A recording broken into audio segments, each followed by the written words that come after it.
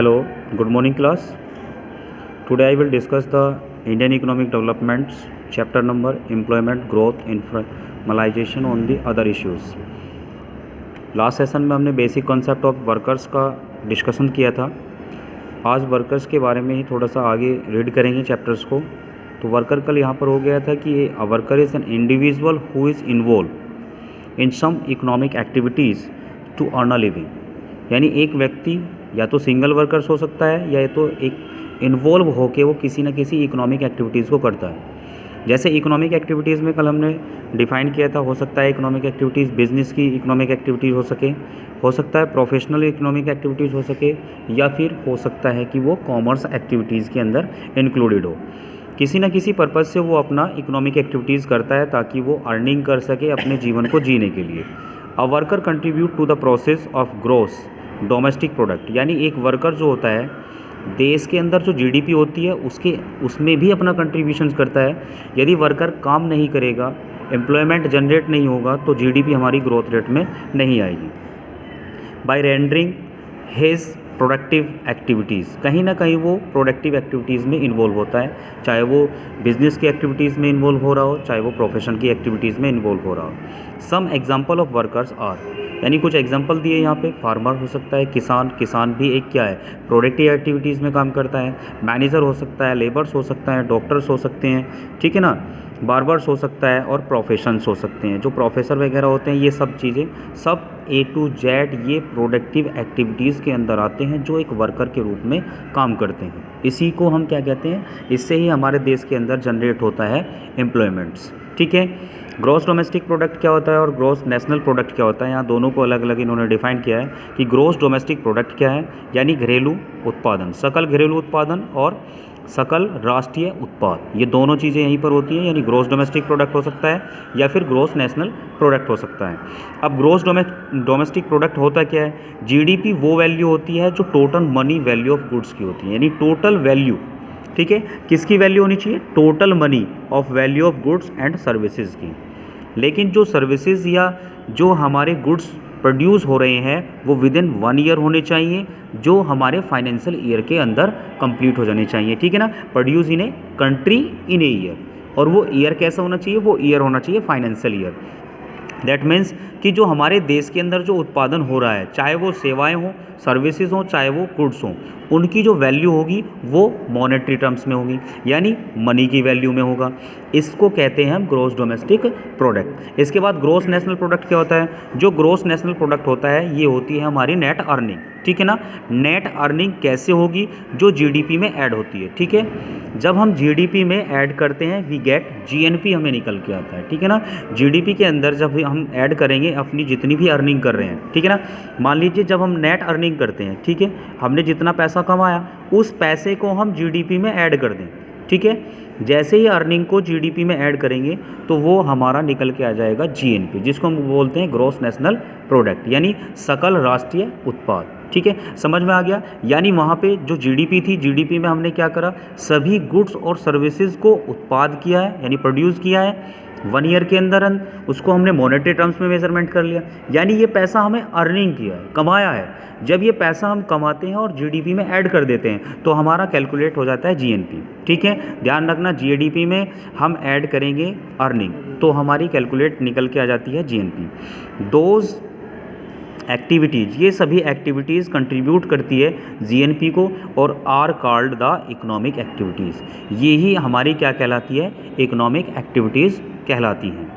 Net earning का means क्या है, देखिए नेट अर्निंग क्या होती है, जो हम पैसा कमा रहे हैं, अब हम पैसा हमने कंट्री के अंदर भी कमा सकते हैं, हम आउटसाइडर कंट्री भी हम कमा सकते हैं। जब हम कंट्री के अंदर नेट अर्निंग करेंगे तो हमेशा ध्यान रखना आपका एक्सपोर्ट रिसिप्ट ज़्यादा होना चाहिए, किससे, इंपोर्ट रिसिप्ट से। यानी इंपोर्ट हम क्या करेंगे, इंपोर्ट कम करना चाहिए, एक्सपोर्ट ज़्यादा करना चाहिए। ज़्यादा एक्सपोर्ट करेंगे तो हमारी इनकम जनरेट होगी, इंपोर्ट कम करेंगे तो हमारी इनकम जनरेट होगी। ध्यान रखना, export is more than import, ठीक है। It's known at the net earning. The difference between the import payment and export receipt is term as the net earning, ठीक है ना। यानी क्या करेंगे, एक्सपोर्ट को ज़्यादा करेंगे कंपैरिजन टू इंपोर्ट्स के।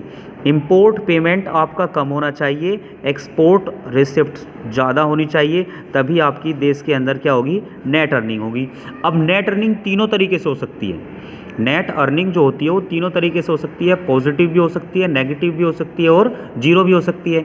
पॉजिटिव कब होगी, पॉजिटिव तब होगी जब एक्सपोर्ट ज़्यादा होगा, किससे, इंपोर्ट पेमेंट से, तो ये पॉजिटिव हो जाएगा। जीरो कब होगी, जब एक्सपोर्ट और इंपोर्ट दोनों बराबर हो जाएंगे, ठीक है ना। इंपोर्ट और एक्सपोर्ट बराबर हुए तो हमारा जीरो हो गया, जीरो नेट अर्निंग होगी। और नेगेटिव तब होगी जब हमारा एक्सपोर्ट कम होगा, किससे, इंपोर्ट से, तो लेस देन दे दिया, तो ये हो गया हमारा नेगेटिव। इस तरीके से हमारे देश के अंदर जो होता है, हमारी जो नेट अर्निंग होती है वो तीनों कंडीशंस में आ सकती है, चाहे आप उसको पॉजिटिव मान लीजिए, चाहे उसको जीरो ले लीजिए या उसको नेगेटिव ले लीजिए, तीनों कंडीशंस में हम नेट अर्निंग को कंसीडर करते हैं। क्लियर है, आगे चलते हैं। Who all are included in workers, क्या सभी को हम वर्कर्स में इंक्लूडेड कर सकते हैं, नहीं। कुछ व्यक्ति ऐसे होते हैं, मैंने कल बताया था भाई, कुछ पीपल्स ऐसे होते हैं जो हार्ड वर्क करते हैं, कुछ पीपल्स ऐसे होते हैं जो सम वर्क करते हैं, और कुछ पीपल्स ऐसे होते हैं जो नो वर्क करते हैं, ठीक है, कोई काम नहीं करते। जो हार्ड वर्क करते हैं और सम वर्क करते हैं वो जनरेट करते हैं किसको, एम्प्लॉयमेंट को। और जो वर्क नहीं करते हैं, जो पीपल वर्क नहीं करते हैं, मान लीजिए उनके लिए काम तो है लेकिन वो काम नहीं कर रहे हैं, तो वो क्या करते हैं, देश के अंदर अनएम्प्लॉयमेंट को जनरेट करते हैं, ठीक है ना। ऐसे पीपल हमारे देश के अंदर जो है अनएम्प्लॉयमेंट को क्या करते हैं, जनरेट करते हैं। जैसे इसने कहा कि it is generally believe that people who are paid by an employer और वर्कर्स, ठीक है ना। उस व्यक्ति को पेड किया जाता है जो काम करता है, एम्प्लॉयर होता है, उस व्यक्ति को ही पेड करते हैं।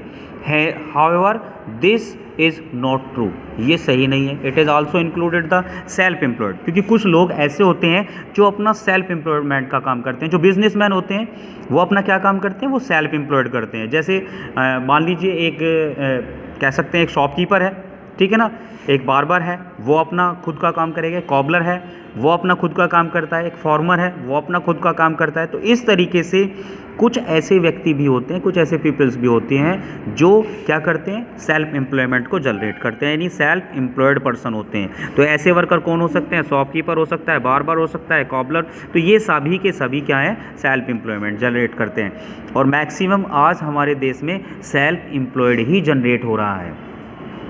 It also included those peoples who are remain temporary absent from the work due to the illness। कुछ व्यक्ति ऐसे होते हैं बीमारी के कारण जो है वो बेचारे टेम्परेरी वर्क पे काम करते हैं या वो छोड़ देते हैं, इंजरी हो जाती है उन लोगों को या अदर फिजिकल डिसेबिलिटी हो जाती है। Bad weathers, festivals, schools, religious function etcetera some other reasons. It also include those people who help the main workers. कुछ व्यक्ति ऐसे होते हैं जो बिल्कुल मेन वर्क के रूप में काम करते हैं, उनके बिना काम ही नहीं चल सकता है। जैसे एक घर में एक फैमिली के अंदर जो फादर्स होता है उसके बिना कोई भी एक्टिविटीज़ नहीं हो सकती है। It means all those who are engage in economic activities, सभी वो कहे में जुड़े हुए होते हैं, इकोनॉमिक एक्टिविटीज़ के अंदर जुड़े हुए होते हैं। इन वाट एवर कैपेसिटी और वर्कर, चाहे उसकी कैपेसिटी हो काम करने की या उसकी कैपेसिटी ना हो। Clear. So the term worker include all those peoples, वे सभी व्यक्ति who are engage in work, work से जुड़े हुए रहते हैं, whether for others paid workers. कुछ लोग ऐसे होते हैं जिनको पेड करना है, पेड करके ही वर्क करते हैं, जैसे कैजुअल लेबर्स में आ गया, भाई आप मजदूरी पे जा रहे हैं उसको पेड करेंगे तो वो पेड वर्कर हो गया। कुछ वर्कर ऐसे होते हैं जो परमानेंटली स्टाफ पे काम करते हैं, उनको परमानेंट सैलरी के बेसिस पे काम किया जाता है। कुछ व्यक्ति ऐसे होते हैं जो अपना खुद का सेल्फ का बिजनेस करते हैं, ठीक है। तो अलग अलग यानी दो तरीके से यहाँ बताया, एक तो सेल्फ एम्प्लॉयड हो गया और एक पेड वर्कर हो गया। अब पेड वर्कर में कैजुअल भी आ सकता है और परमानेंट स्टाफ भी आ सकते हैं, ठीक है ना, क्योंकि वो पेड वर्कर हैं। Nature of employment in India is multifaceted, ठीक है ना।